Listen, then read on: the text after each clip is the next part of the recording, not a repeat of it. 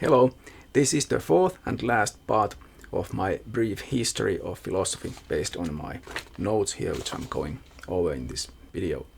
First, I'm going to talk about various events and things that happened in the 20th century. Then I'm going to go over some of the important philosophers of the 20th century.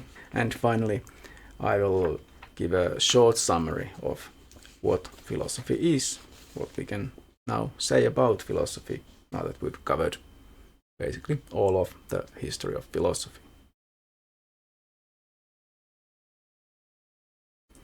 So first, there were two world wars in the 20th century, hopefully the only world wars that we'll ever see.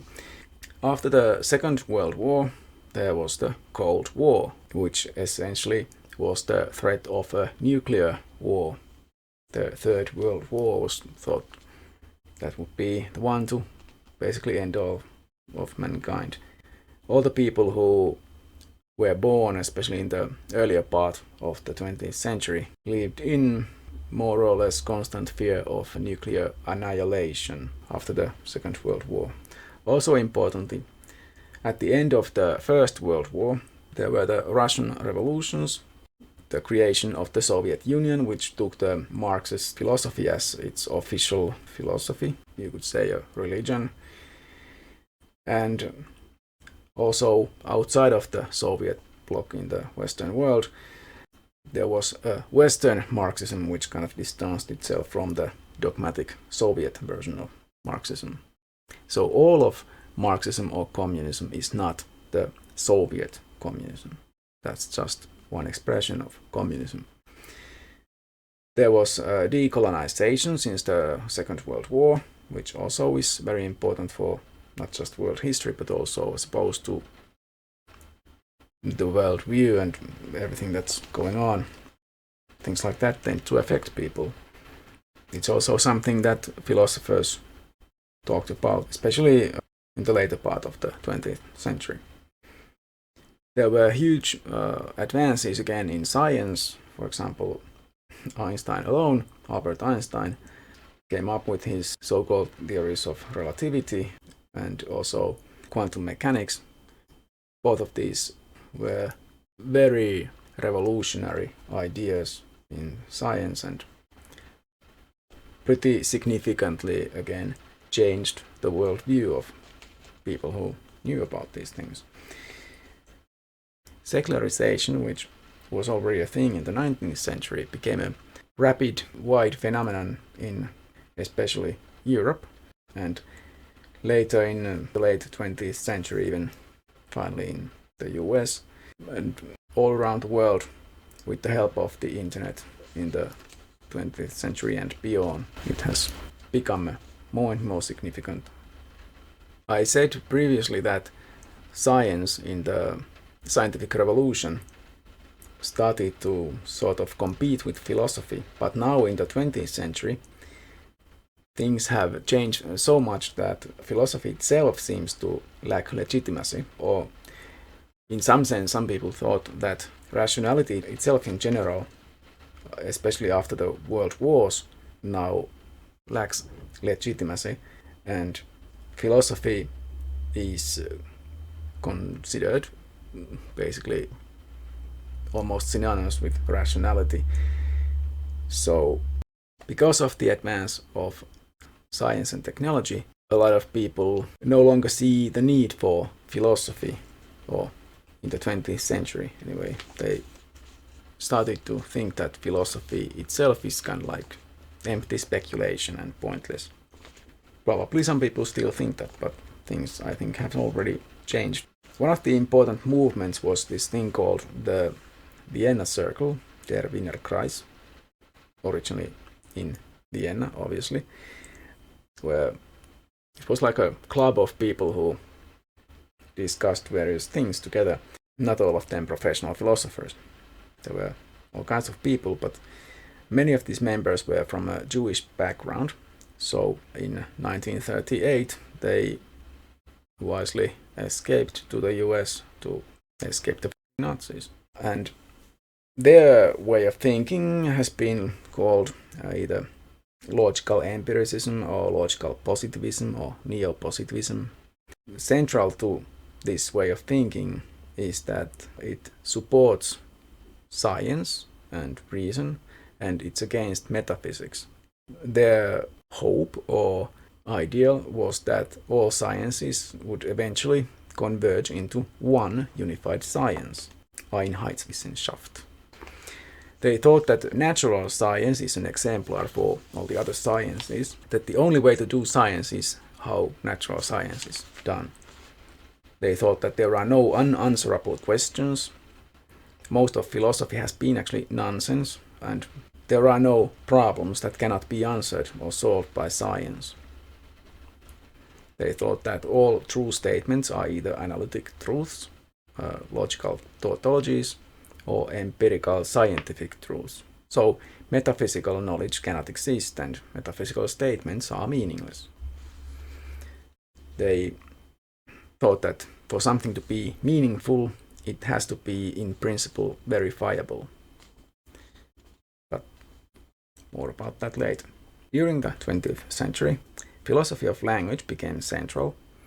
Important issues were language and knowledge and epistemology, philosophy of science, logic, new ideas in social philosophy and ethics. There were things like issues like gender and ecology. And there was this huge divide between the analytic and continental philosophies. And this was a pretty weird thing in the history of philosophy, because for the first time, people from these two different schools of thought were unable to understand or communicate with each other effectively for the most part, and they were even disinterested in each other's work. So they were like two different philosophies, really. And this is kind of weird because at the same time, both of these styles of philosophy were trying to build a scientific foundation for their philosophy. The continental philosophy is more like an umbrella term for especially phenomenology, but all of these other types of non-analytic philosophy. So anything that wasn't analytic philosophy was basically continental philosophy, especially phenomenology, but also hermeneutics and Marxism and existentialism and feminism and deconstruction and so forth. The internet became a thing, especially since 1995, and globalization, and especially the globalization of information, which the internet made possible in a completely new way, and also international trade hugely changed the world. Globalization was not a new thing, but the fact that every company now for the first time had to essentially be able to compete with any and all other companies in the whole world was kind of new. This is basically where we are now. While since the Cold War, the US has been pretty much the only superpower. Now China is rivaling the US, especially in manufacture and trade. They are also militarily becoming more significant, although I think they wisely prefer trade. A strange new way of thinking has arisen called transhumanism, which is the idea that humans can transcend what we are sort of by nature, or people who are transhumanists at least hope that we can increase our abilities, at least in the future, by, for example, embedding memory chips or other things like cybernetic stuff into us, and even download our minds into some kind of computer network and become immortal. In 2001, there was a significant horrible event known as 9/11, September 11th.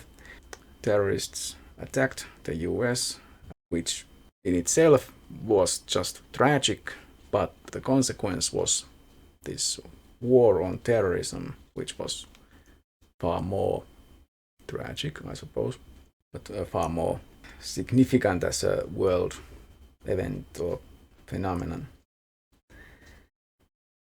The existence of social media, especially from about 2005 onwards, has been changing the world, dumbing down all people pretty much everywhere. Not just that. Whereas I think the internet is probably one of the best inventions ever, the invention of social media has had a pretty detrimental effect. All kinds of Nazis rise to political power in the Western world because of social media, that sort of thing. There are also things like self-driving cars are becoming a thing and improving artificial intelligence technology, and these things are being used widely. These new digital technologies and algorithms and that sort of things. Environmental crises there have been environmental crises pretty much throughout the history of mankind, I suppose, but now, since industrialization in the 19th century especially, we have been driving climate change into an existential crisis for mankind. Our civilization might soon collapse because of it, which is incredible. People are becoming more and more aware of this, but unfortunately, I think too little too late. There are other significant ecological crises going on as well, like the collapse of biodiversity especially. And add to this the existence of unstable nuclear powers in the world, like Russia, North Korea. And it's not nice to know that China also is a big nuclear power and does not give a damn about things like civil liberties or human rights or anything like that. Democracies are being threatened by the rise of the far right in Europe with the help of Russian influence, for example, Russian money. Putin likes to sow discord in the West. These sort of things are what has been influencing Western thought in the 20th century and 21st century.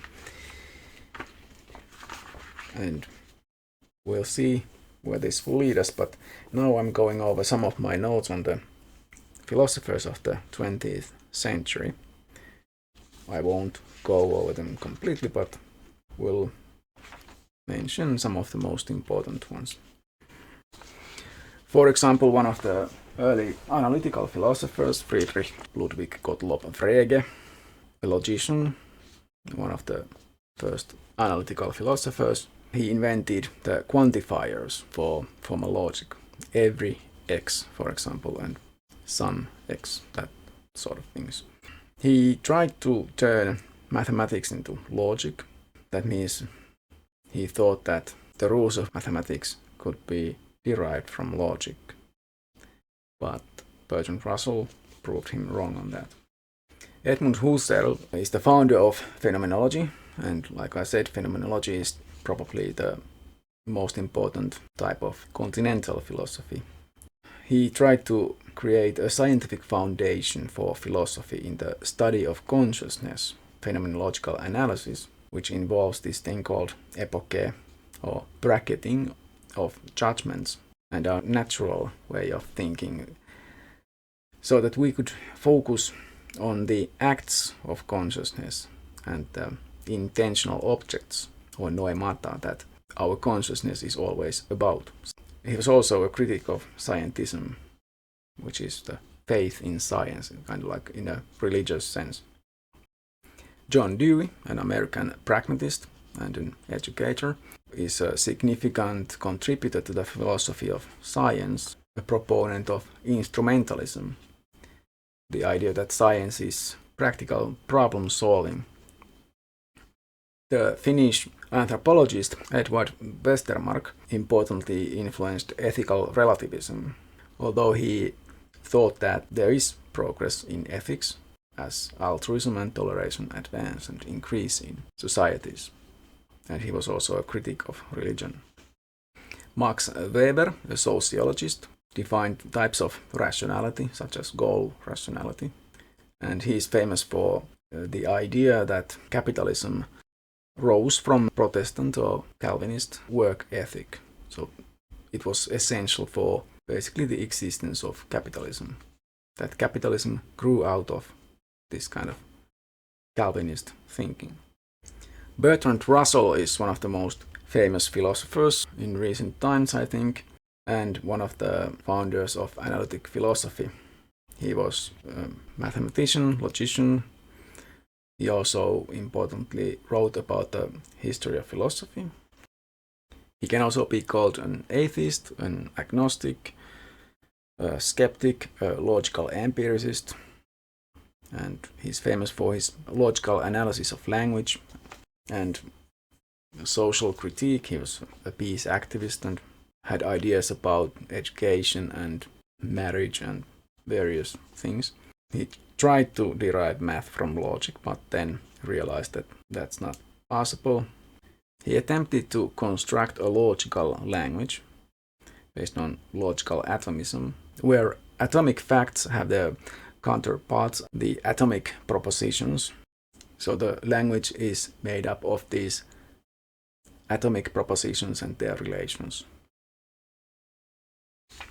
He thought that knowledge is either by description or by acquaintance, and all knowledge by description must be inferable from knowledge by acquaintance, or sense data, so that material objects are actually logical constructs of knowledge by acquaintance. G.E. Moore was one of the founders of the analytic tradition and a proponent of a common sense philosophy, which was basically a philosophy against idealism. It is based on the idea that things like the belief that my body exists is one of the beliefs that are certain, that these things can be known with certainty. In general, that the common sense worldview is basically right. And it's important from this point of view that, and this I think is a very good point to make actually, is that traditional philosophical views, especially if you think about the ancient philosophers, especially the natural philosophers of antiquity, and probably a lot of the other,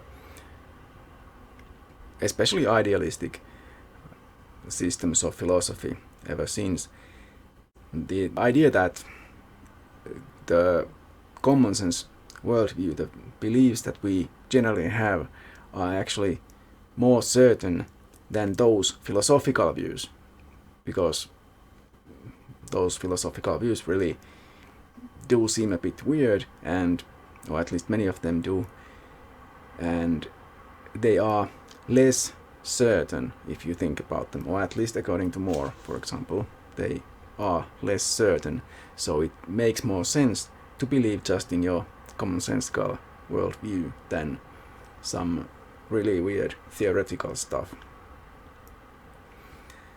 And also, it is actually pretty much impossible to consistently not just claim to believe those weird philosophical ideas, but to actually live according to those ideas, live as if you actually believe them.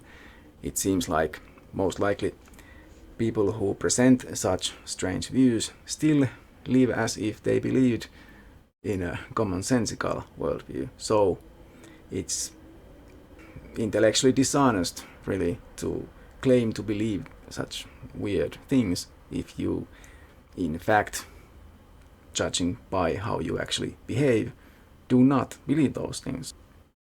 He was also a utilitarianist of a kind of a spiritual hedonistic type, and made an important contribution to metaethics by claiming that there is this thing called the naturalistic fallacy, which is the idea that good can be analyzed in terms of some naturalistic thing, like physical pleasure or whatever. So what he claimed was that, in fact, good in itself is a non-natural, indefinable quality. It cannot be analyzed in terms of anything other than itself. So anyone who claims that something is good because it improves the quality of life or whatever is actually, according to Moore, committing a naturalistic fallacy. What he thought were examples of this good in itself were states of consciousness, such as you will experience perhaps when observing a beautiful painting or a scenery or a person, I suppose, or when you enjoy good company. But that's not somehow it's not the enjoyment that is good there, I suppose. Otto Neurath was one of the members of the Vienna Circle. He was a socialist and a Marxist sociologist.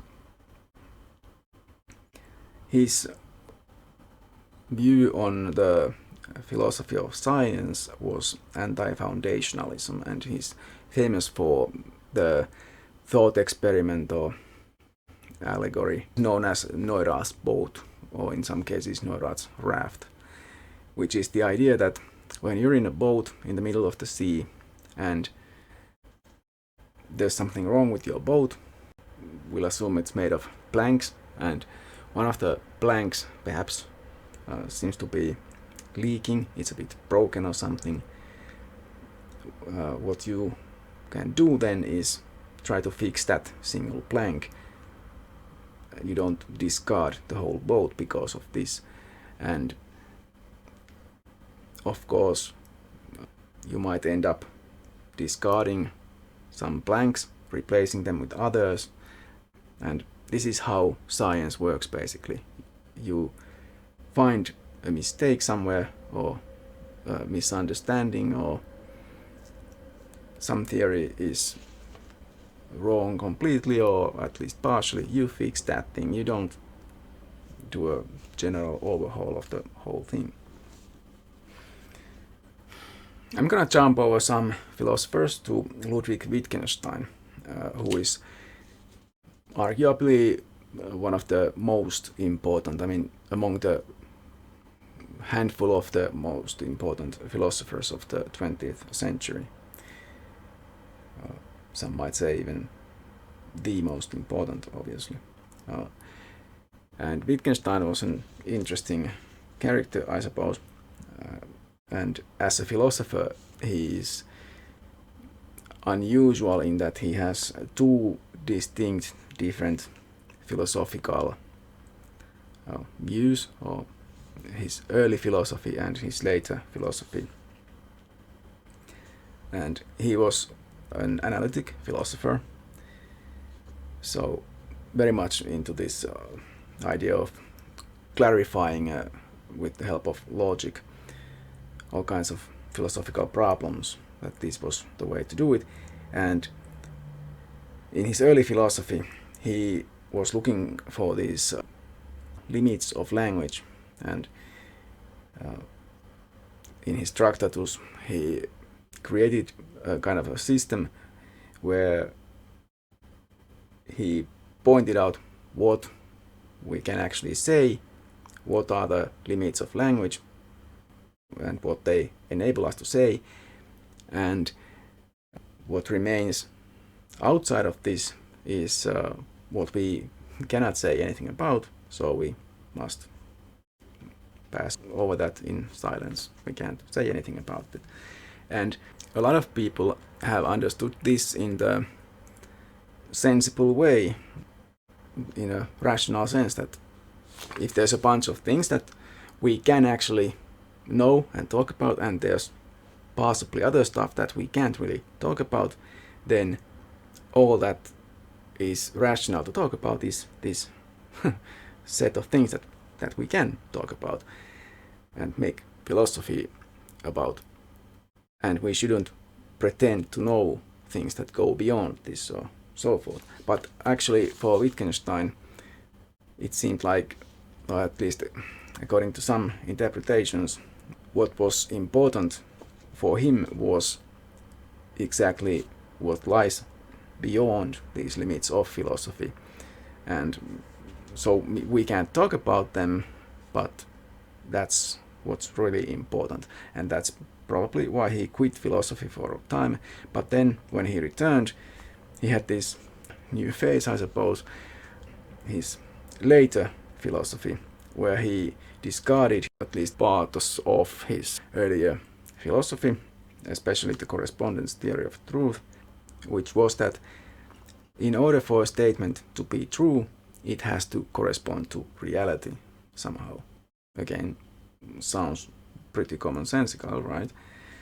I'm not going to explain that in any more detail, but the point is that in his later philosophy, he thought that, in fact, there are different forms of life, as he called them, which have their own language games, and two different forms of life can be far enough apart that they cannot understand each other, and they are not using the same language game. They don't understand what the other people are saying or what they actually mean.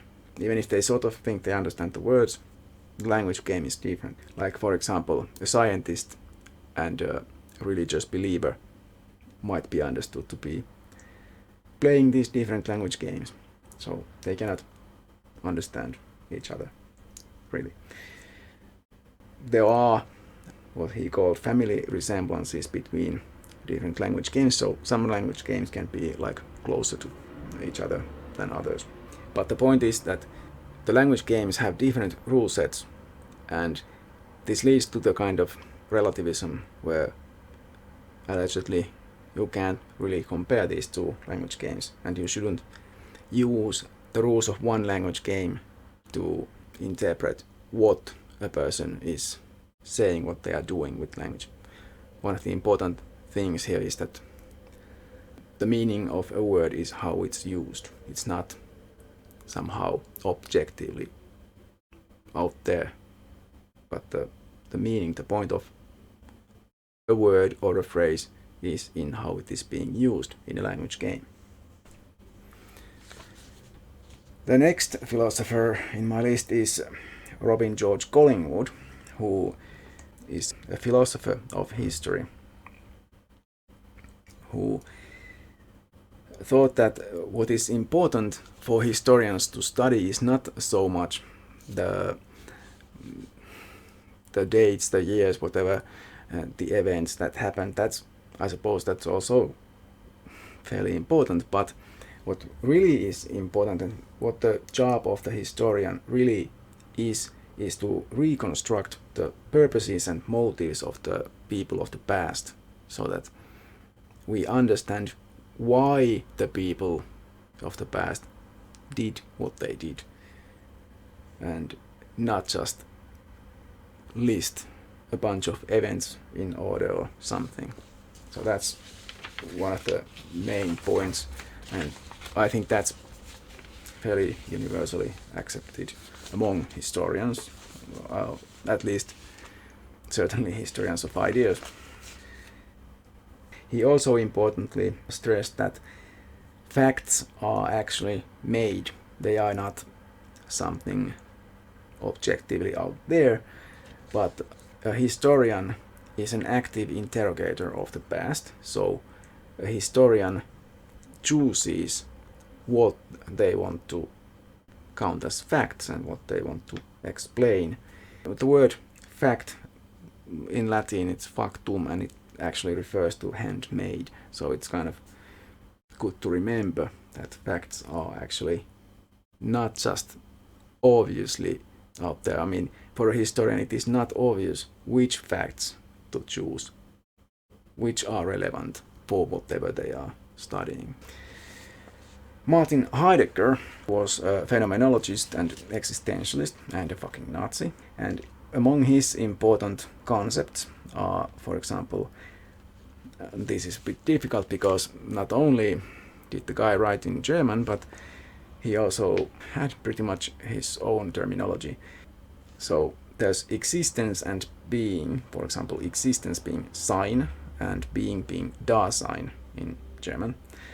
His existentialism can be seen in that he stresses that the world that we find ourselves in is not simply present to us, but also it is at hand in a concrete sense, that we manipulate reality, we grab objects and we do things in the world.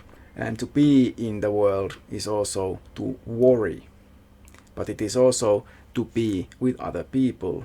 It is again pretty obvious that there are other people, but he emphasized this more than earlier, more individualistic philosophers perhaps, in that he used the term Mitsein, being with others, and talked about how our existence, in this case the word is existence, but this existence is constituted by one's relation, not just to the outside world, I mean outside of one's mind, but also to these other people. So it's not like Descartes or others who just thought that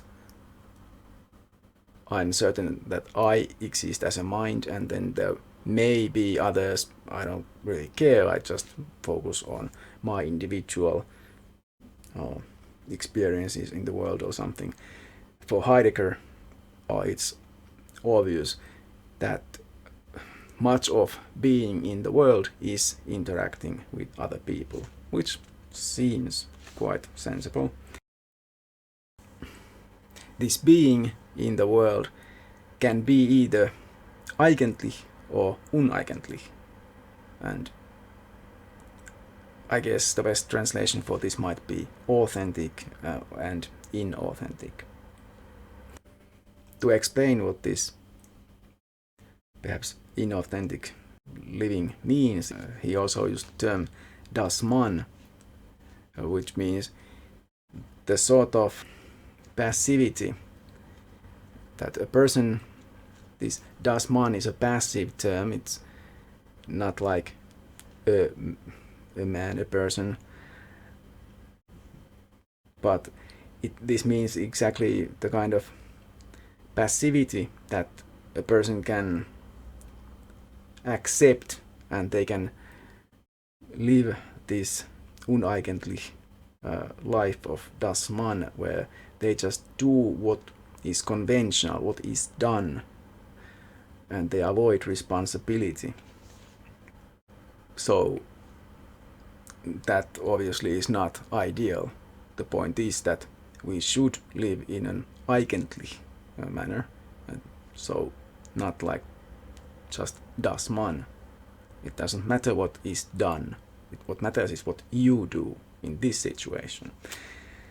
And he also emphasized that our existence is always historical and contextual, and also directed toward the future, where lies our death. So it's kind of weird that we are moving faster and faster toward our death, really. He talked about how we are thrown into the world. I suppose this means or implies some kind of unpleasant experience in this, in just finding ourselves in this fucked up world, really. And that we realize that we are free, but also we suffer angst, this undirected anxiety. But the good thing about this angst is that, according to Heidegger, it leads us to this eigentlich life, a way of this das Man way of life, if that makes any sense. One interesting view, kind of similar to this common sense philosophy of G.E. Moore, is Gilbert Ryle's ordinary language philosophy. which is ordinary in more ways than one, because unlike such philosophers as Bertrand Russell, for example, who used formal logic to analyze and clarify language, this sort of ordinary philosophy is about using ordinary language to clarify ordinary language. One of the famous examples of his analysis is known as this category mistake, where a person is being shown the campus of a university, and so various different buildings for maybe different faculties, or maybe there's a campus library and maybe campus theater, certainly at least, well, probably several campus restaurants and gyms and whatever, and he's being shown around this campus, but then he asks, so where's the university? And this is the example that I've always heard used to explain this Ryle's idea of category mistake, because the person making this mistake here does not understand that the university is a different category, a higher category. These are all, they belong to the university, obviously, all these buildings, but you cannot point to the university because it's not a building. All these different buildings make up the university. That's an example of a category error or mistake. He also thought that talk about mental states and thoughts about mental states are not internal, or they are not about something internal in the sense that probably is usually understood, but rather these are about a person's dispositions to behave in certain ways. A continental philosopher, Hans-Georg Gadamer, one of these hermeneutic philosophers, he criticized emphasizing methods too much, and his idea, I suppose this certainly works in history, not so sure about other fields, especially natural sciences, but it is the idea that we need a hermeneutic or understanding experience that changes the person who experiences it in order for them to understand something that they are trying to understand. The point is they need to have their old habits of thought sort of broken and new perspectives gained so that they can understand things that they did not understand in the past. He also used the concepts of pre-understandings and preconceptions and the idea of interpretation. So everywhere, all of our communication is interpretation. But for example, two people who try to understand each other they have their own horizons of interpretations. So if these people come from very different backgrounds, they might not originally at first be able to understand each other that much. So what they need is, in order to communicate, they need to fuse these horizons of interpretation enough that they can start to understand. And the point was that this requires a change in themselves. It's not like just translating the words. It requires a bit more than that. Karl Popper is one of the most important philosophers of science. He's not considered actually a member of the Vienna Circle, but he was certainly very much in contact with them, with the circle. And his important contributions in the philosophy of science have to do with opposing or improving on the early views of the Vienna Circle regarding verificationism. So what Popper thought, first of all, he focused on science, and he thought that, and I guess this has been pretty universally accepted, that you cannot actually prove something to be the case. I mean, certainly, of course, you can prove, like, okay, I have objects on my table, I can pick up some objects, like this glass of water, put it back there, it's now on the table, yeah, maybe that, but something like how water functions in certain atmospheric conditions or temperatures, whatever. You cannot actually use some positive observations, like the people in the Vienna Circle had thought, to prove a general claim. And so what he thought was that to come up with a criterion for science, that is, for something to count as science, to not count as, for example, pseudoscience, is that this allegedly scientific theory has to be falsifiable in principle. So this falsificationism is a criterion for something to count as scientific. So if you make a theory or any kind of claim that cannot actually ever be proven false, then the claim is not scientific at all. He thought that science actually advances by a way of refuting conjectures or hypotheses, so that scientists, at least ideally, come up with numerous different hypotheses, and then they try to falsify each of them one by one. And as they manage to falsify these hypotheses, they are thrown out, but some will remain. And you can never actually verify any of them, like ultimately.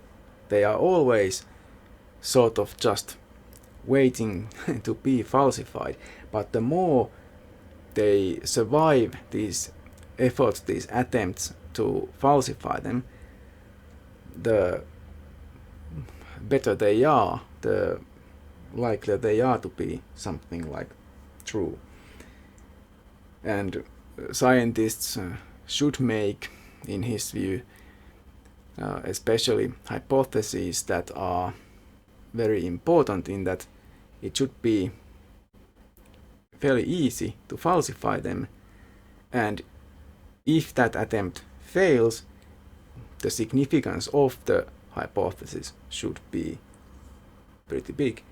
This way you could really weed out the bad theories, and you would find some significant, important new theories through this process, essentially. And when these theories manage to resist falsification, and they are corroborated by evidence, they are accepted as provisionally true in science. And in this way, he thought that it might sound a bit contradictory, because he claims that you can never verify a theory, but you can falsify theories. But he thought that through this process, the theories that do survive eventually sort of approximate truth anyway. But you can never claim that you have found the truth. I suppose that's kind of like a methodological thing. He opposed inductivism, the idea that you can observe a bunch of things and then make generalizations based on that. Like some philosophers had previously thought that, well, especially Bacon, Francis Bacon is very much known for this. The idea of induction is that if you observe a white swan, and then you observe another white swan, and another, and all the swans that you have observed have been white, you might be tempted to, should I say, induce that all swans are white. But you probably know that all swans are actually not white, so that you know this would be a mistake. But Popper's point is that this is a logical thing. You can never actually just use different observations of individual events or objects and make a general claim based on those. I mean, you can, but that's never valid logically. Popper also had a view on ontology with these 3 different worlds. World 1, World 2 and World 3. Unfortunately, that's how he named them. There's the World 1 of physical objects, and then there's World 2 of mental objects, where we can... These are just, in our mind somehow, but Popper didn't believe that there is some kind of a supernatural reality, but rather our brains function in some ways, and so we can think. But also there is a World 3 of cultural objects, which is a bit like memes or something in meme theory. The idea being that, for example, there can be videos, or there can be written texts where some ideas have been kind of put into writing or speech or whatever. And so these cultural things which we know of and which kind of propagate somehow in cultures, they also exist in a physical sense somewhere. So these are not ever somehow in some supernatural reality either. Popper is also famous for his political philosophy, his liberal views, liberal in the sense that he opposed all kinds of intolerant totalitarian systems, for example. And he is famous for his paradox of tolerance, where the idea is that if the tolerant people also tolerate the intolerant people, this will eventually lead to the intolerant people gaining power and essentially eliminating their opposition. So this is actually something we are seeing going on pretty much in present day Europe, the US, or at least if Trump wins again, and other parts of the world, but like in Finland, for example, where we have actual Nazis in the government now.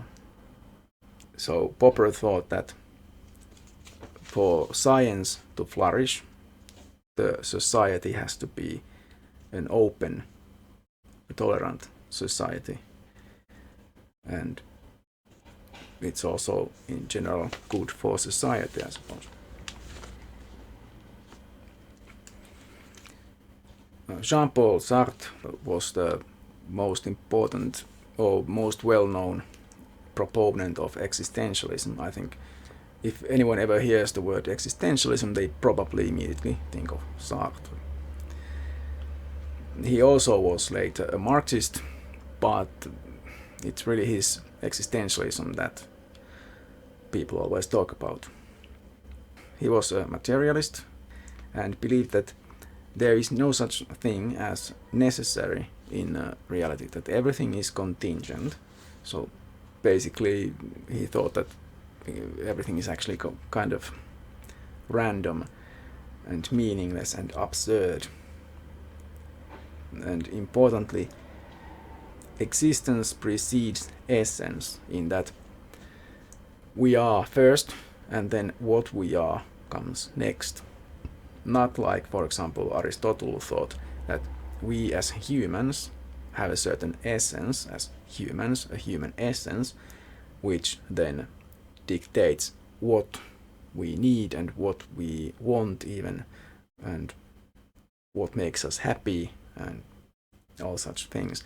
But for Sartre, the whole point is that we find ourselves in this absurd reality, and nothing is necessary. We don't have any essences. We can completely freely choose what to be and to create our own lives, essentially. And not just that we can, but we have to. And no matter what the situation is, we always have this, we are forced to have this freedom. So if, for example, some kind of mafioso tells you to kill your parents for some kind of insurance fraud thing, for example, you don't have to obey them, even if you know that if you fail to do this, the mob will actually assassinate you. Or you might be a guard at the concentration camp, and you might be told to shoot anyone who tries to escape. But whether you do that or not is up to you. You are always absolutely free to disobey commands. It might mean that you have to die yourself, but that doesn't mean that you don't have the freedom. So if you choose to obey an unjust command, for example, you are ethically blameworthy. So you can never do what the Nazi bastards did after the Second World War, for example, when they just pleaded that they were only following orders, and did nothing wrong when they were actually participating in genocide. So this is never an acceptable defense. You always have the freedom to end your own life, even if that's what it takes, or whatever. Hannah Arendt, also in the theme of the Second World War and afterwards, and extremely relevant today, the far right being so much on the rise. Hannah Arendt, she was a political philosopher, first and foremost. I'm not sure if she did write about anything else, but she certainly wrote about totalitarianism and how it rises from mass society where people are isolated from each other and easy to manipulate. And this probably brings to mind things like the so-called incels. We see this going on in social media all the time. Far-right influencers manipulating and pretty much taking advantage of boys and young men especially, because they gain a lot of money from doing that. The banality of evil is also one of her terms. The point being that the Nazi leaders were not like some kind of caricatures. They weren't demons in the sense that we'd like to think maybe, but the problem is with the evil that very ordinary, normal people seem to be capable of committing the worst possible evil. Jumping over the ocean for a bit, the American philosopher Willard van Orman Quine, also an analytic philosopher, also a pragmatist, was a proponent of coherentism. He talked about two dogmas of empiricism, where the first dogma is that statements can be divided to a priori analytic sentences and a posteriori synthetic statements. And the second dogma is that of verificationism. Quine thought that, first of all, we cannot actually know which words are synonymous. Like, it's actually a kind of a problem to say that something is an analytic statement. I mean, that we know it's analytically true, like the classic, I think even Kant already used it, the statement that all bachelors are unmarried, or this bachelor is unmarried. That's supposed to be an analytic a priori statement. I mean, to analyze it, we can say that, okay, the word bachelor means someone who is unmarried. So to say that a bachelor is unmarried, we can just substitute the definition of the bachelor in the sentence. So we will say an unmarried person is unmarried, and okay, that's clearly true, it's a tautology. So it's an analytically true statement. It's a priori because we don't need to observe any bachelors, for example, to see whether they are married or not. But the problem is that how do we know that bachelor actually means an unmarried person?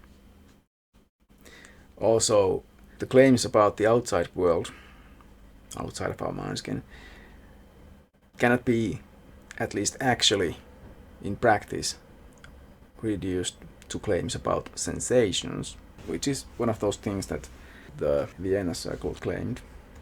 The idea is that when I observe something, I supposedly can make statements about just the physical sensations, for example, what I see or what I feel or whatever, and then these could be tested. But that's not, at least in practice, it seems like it's not actually going to happen.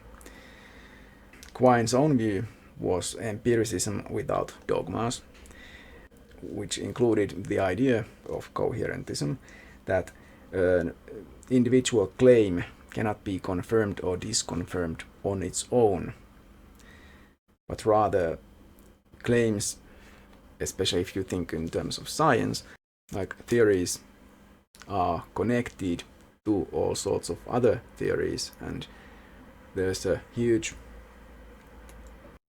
network of various claims, and you can never just pick one as if it's isolated and just choose that, but rather it's connected to all sorts of other suppositions and assumptions and background knowledge, whatever. And so it's kind of difficult to try to refute that single statement alone. There are more central statements and more peripheral statements or claims in our own belief systems and in science, for example. And these peripheral claims are easier to discard because they are not so central, they are not so connected to others. So a peripheral claim might be discarded fairly easily, but if someone tries to criticize a more central claim, we will defend it much more. Returning back to Europe, Simone de Beauvoir is probably the most famous feminist ever, and also an existentialist. Among her most important contributions is the idea of woman as the other, which is actually in the title of one of her books, The Second Sex. So, second other, it's the same thing essentially, meaning that everything, for example, in Western culture is sort of based on the assumptions of maleness, and being a woman is something different, and woman is always the other or the second, not the norm. One is not born a woman, one becomes a woman is important. The point is that gender is not quite that simple and clear, just biological or something, as some people like to think. Especially the presentation of gender, and especially for women, I suppose, it is something that one learns to do from childhood onwards or later. It's also for men, even if, for example, I am a man, and so I'm not a member of the second sex, I'm a member of the first sex, I am still probably presenting my gender in some ways, although, for example, with clothing, often they are, if you think of rubber boots, for example, in the UK they call them Wellingtons, I think, or wellies or something. Those are like naturally male, or, the the non-gendered type of shoe is the type used by men, and then for women, for some weird reason, making money, shoe companies make different kinds of rubber boots just because capitalism. Staying with the Continentals, Maurice Merleau-Ponty, not sure about the pronunciation here, sorry. He was a phenomenologist. He emphasized that we are always corporeally, physically, in a given situation in this world, which limits and also enables at the same time our choices, what we can do, and makes them ambiguous, sort of. We are never in a situation where it would be somehow a track where we don't have any choices and so on. And also we react to the world in various ways, which depend on how we interpret that reality.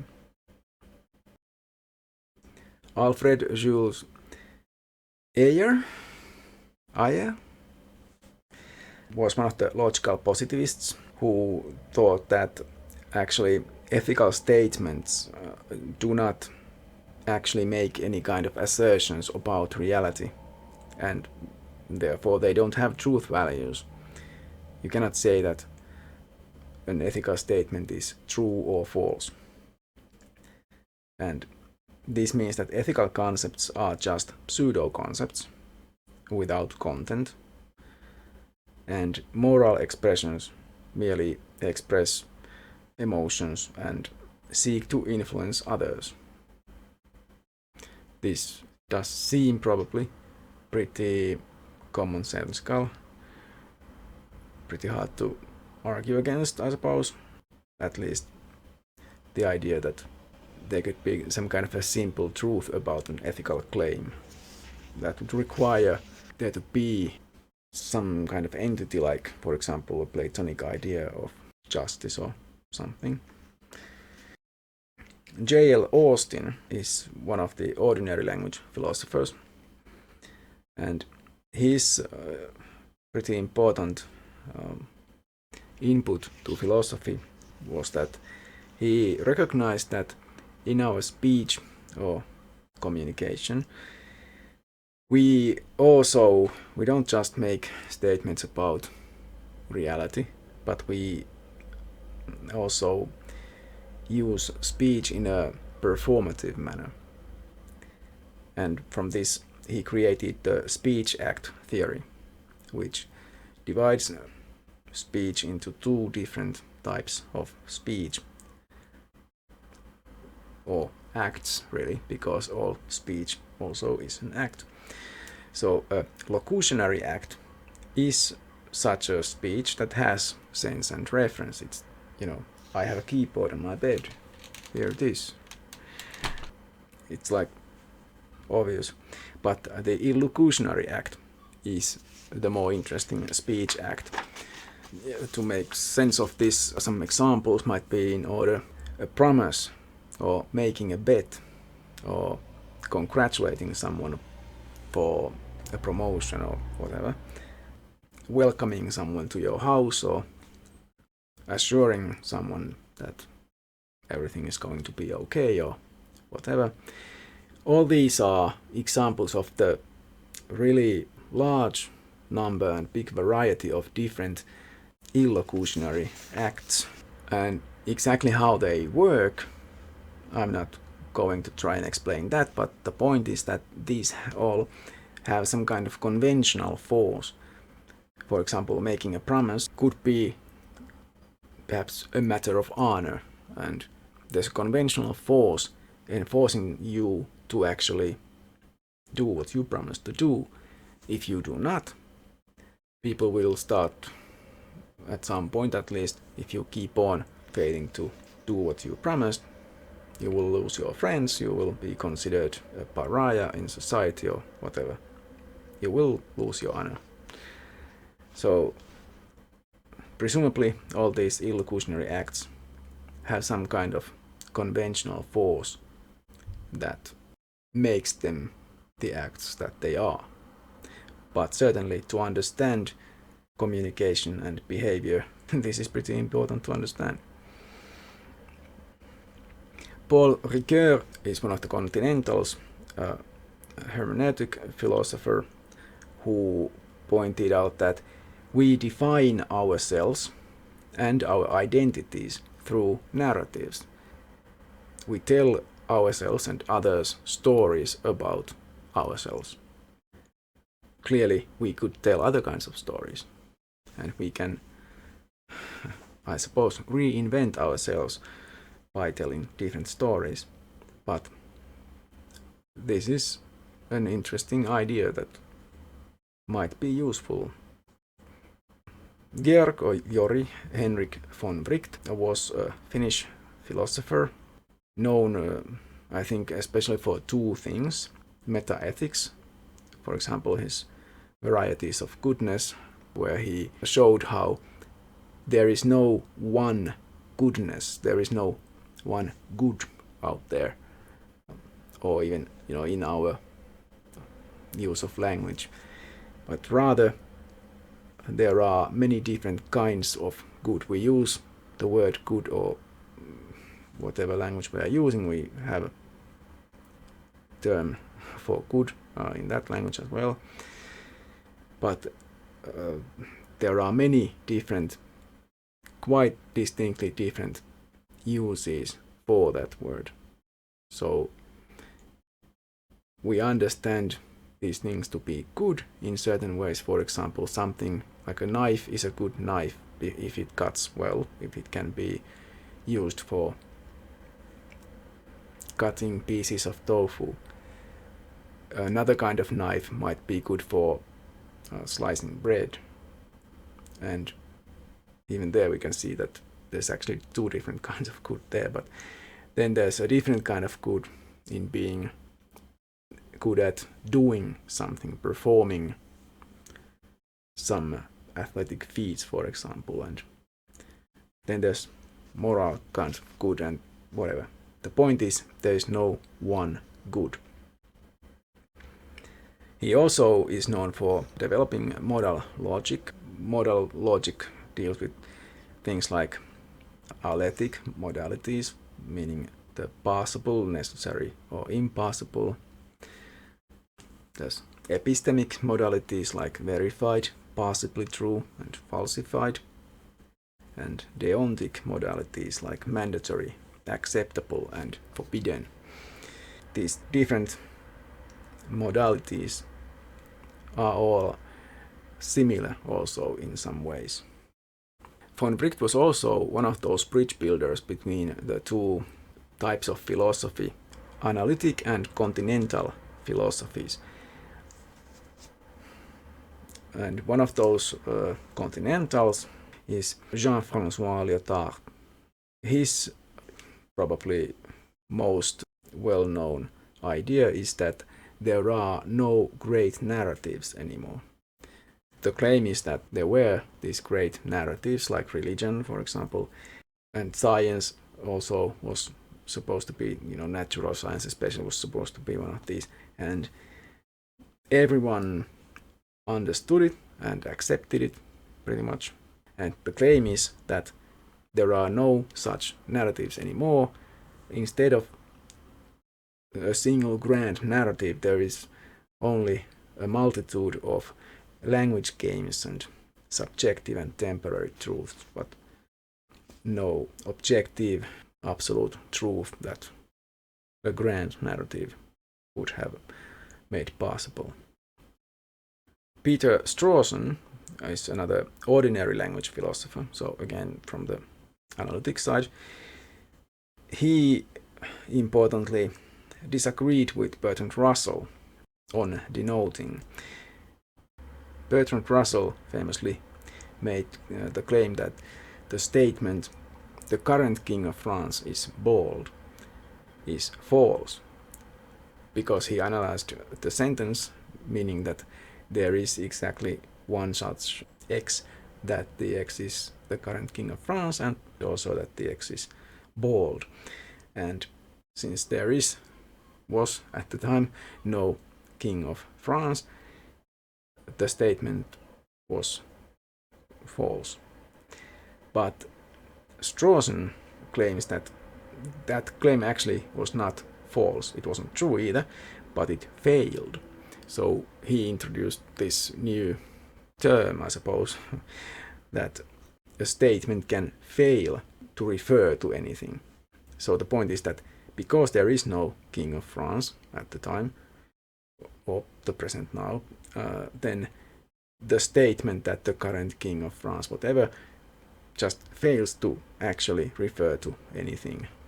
So that doesn't make the statement false, it just makes it fail. John Rawls is important in political philosophy and normative ethics. He is one of the social contract thinkers, a liberalist, and most importantly devised the thought experiment of the veil of ignorance, where the idea is that you,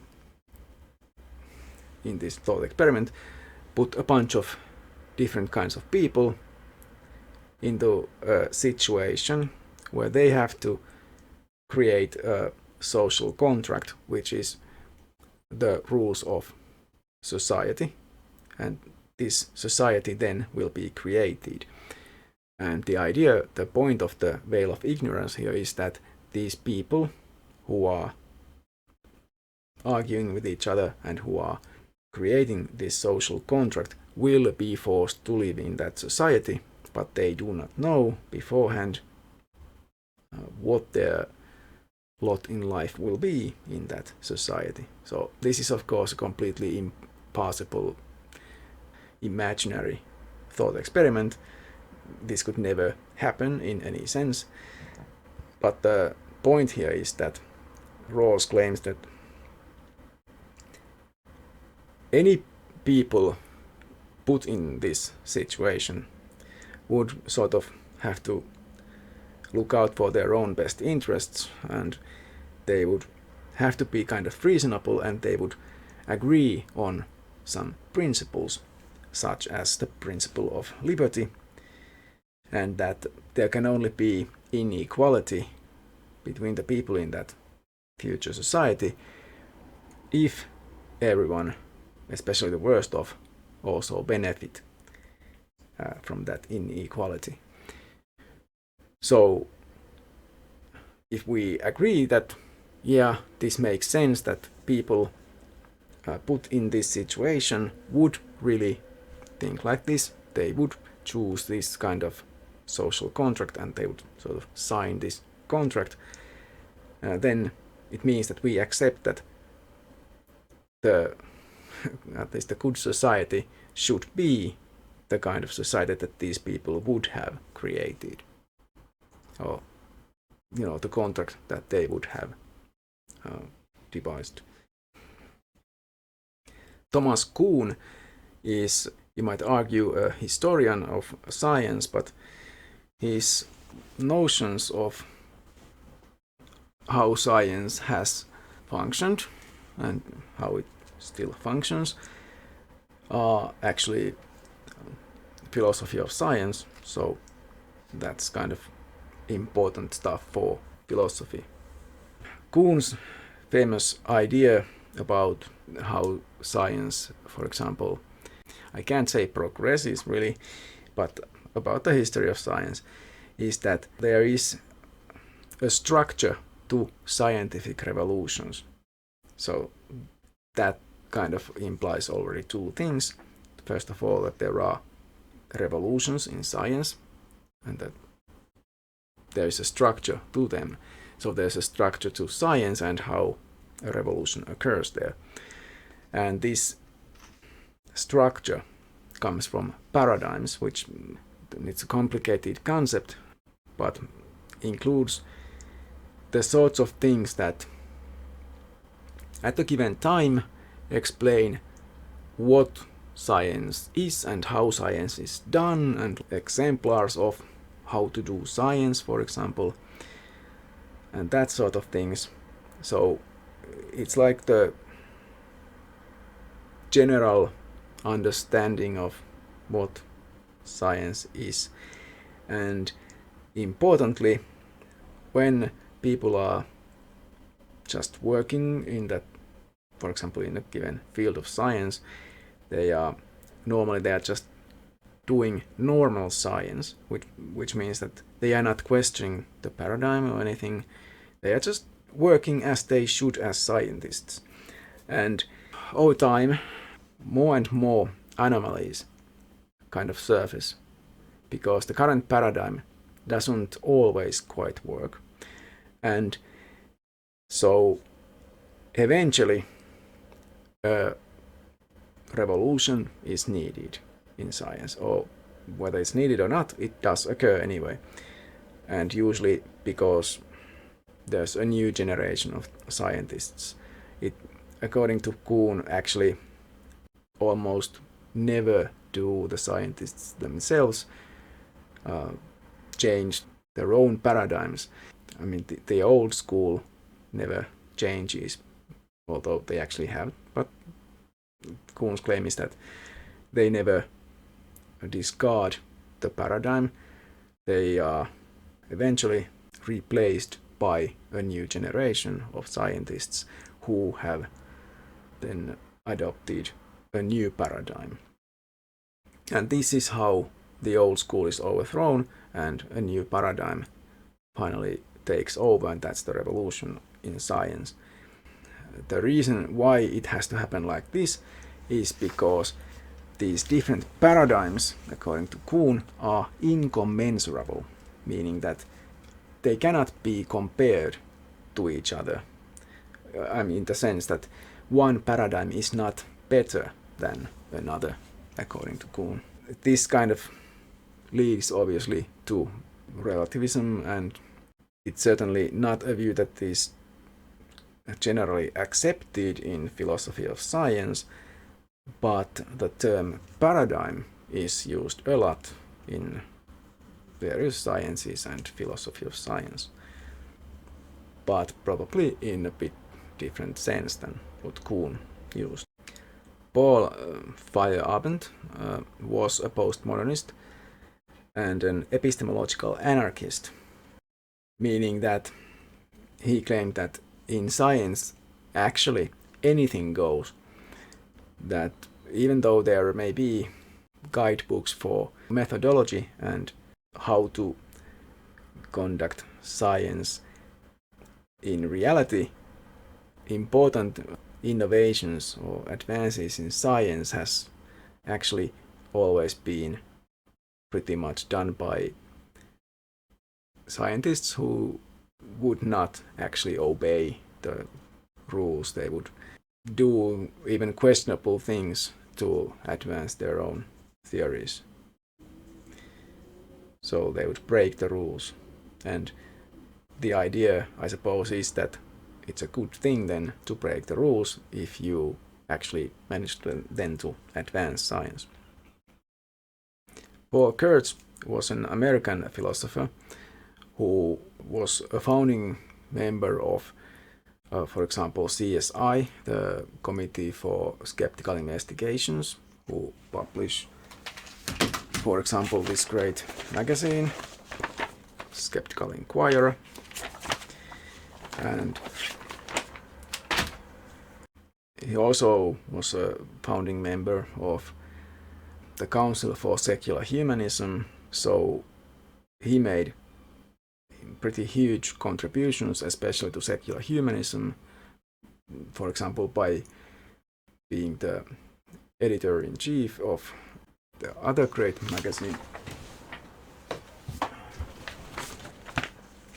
the magazine Free Inquiry, for a very long time.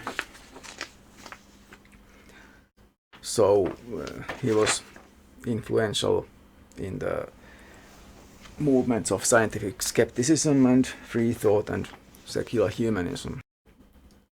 I already mentioned that secularism has finally kind of advanced pretty significantly in the 20th century, especially the late 20th century, and since, so Paul Kurtz probably had a pretty big role in that.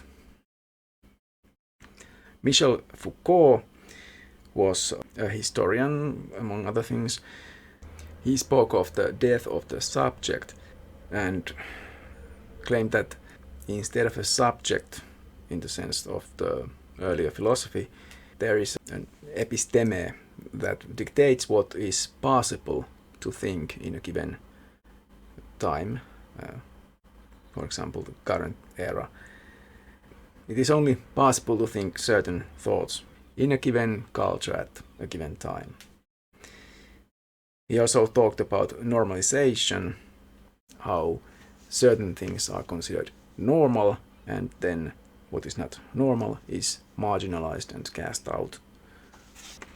Hilary Putnam is famous for example, the idea of multiple realizability of the mental, which I understand to mean that a certain mental state can be realized by different physical combinations, if you will. Let's leave it at that. And also he came up with the twin earth thought experiment. So in this thought experiment there is a twin earth, except that it is just different in one specific sense. For the people in the twin earth, water is not actually H2O as it is for us, but some other chemical compound, but somehow it seems very much like water. And when these people are talking about water, they are actually referring to whatever it is, that XYZ in their world. The point, I suppose, being that the word refers to something out there, and it's a different thing in these different worlds. Our Earth and twin Earth, it's externalism. Jaakko Hintikka was a Finnish philosopher who may have been the first to talk about possible world semantics, and he also worked on epistemic logic. So possible world semantics is something Kripke is known for. Jürgen Habermas was one of the most influential members of the Frankfurt School of Critical Theory, a social scientist. But for a member of the Frankfurt School, it's interesting that he was actually a proponent of Enlightenment values and theorized a lot about communication and about the requirements of ideal dialogue, which requires free and rational discussion. So nothing like what you see online, pretty much, on social media anyway.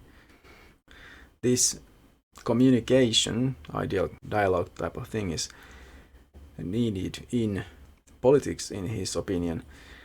The idea is some kind of a democratic socialist utopia. I mean, if you think where this would lead, if people could actually practice politics in this kind of idealized sense, taking each other seriously and rationally deciding things and not using various methods of forcing others to accept their views or whatever, this would lead to some kind of a utopia. But because we realize that we do not live in such an ideal society, then emancipation is required. Jacques Derrida is known as a structuralist or a post-structuralist. He had an idea of deconstruction, which means reading an author against the author itself. So not from the outside, but rather trying to reveal contradictions between explicit and implicit content that the author had. The idea is that somehow you can read and see that there is a difference between what is actually being said and what is implied sort of somehow. And in deconstruction you look for this contradiction and reveal it. Richard Rorty is, I would say, also a postmodernist, has also been called a post-philosopher. He claimed that truth is not the correct representation of reality, but just what is better for us to believe, what helps us achieve what we want, so is practically useful at a given time, I suppose.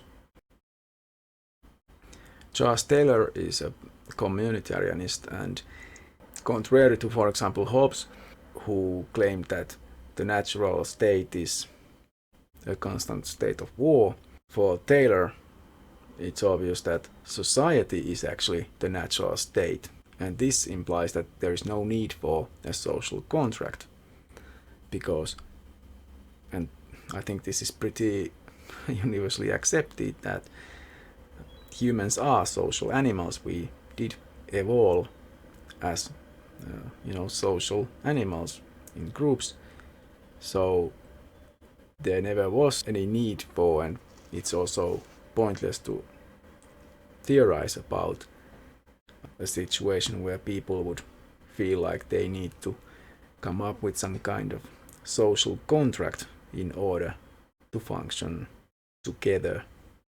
And that is what society is, doing things together. I have a bunch of philosophers here, and I'm going to skip most of them.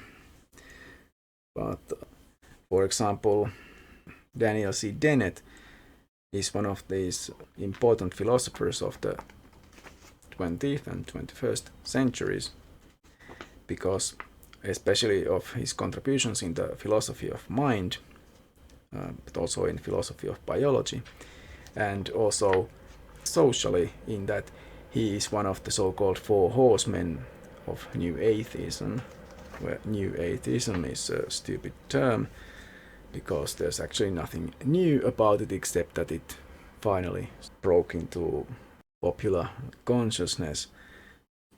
People just became aware of the existence of atheism in a new sense when Richard Dawkins, Sam Harris, Christopher Hitchens, and Daniel C. Dennett in the noughties wrote some popular books about atheism.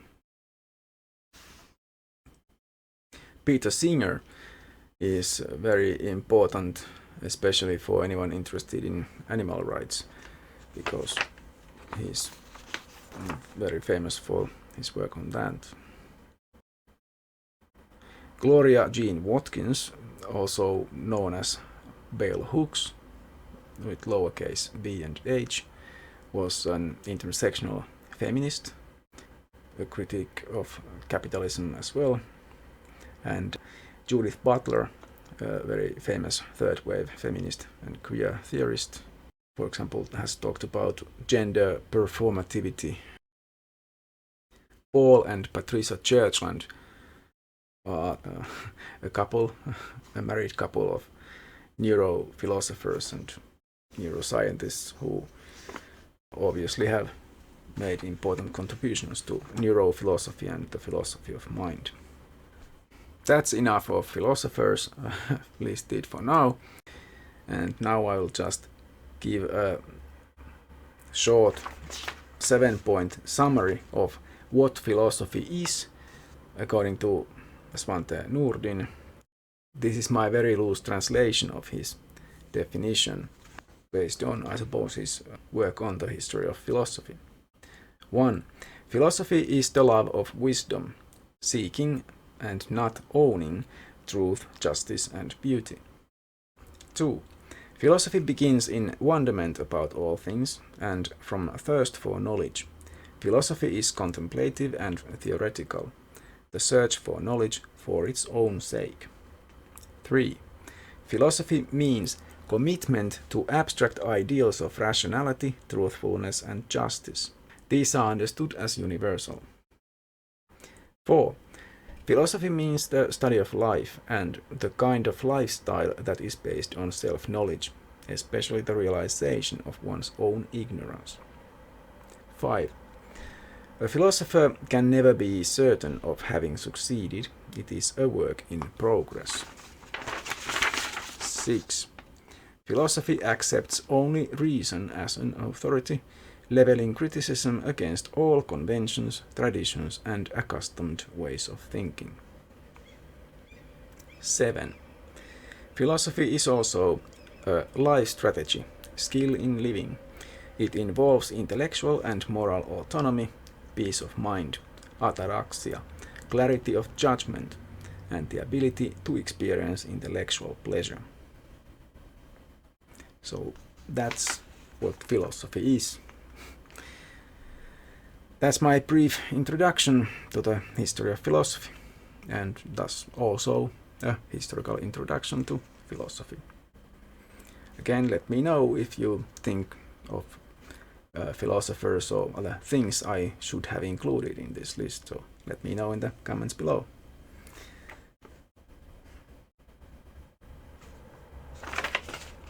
I guess that was it. Bye! If you wish to support my channel, please click thumbs up, subscribe, and share my videos. Any comments on the videos would also be welcome.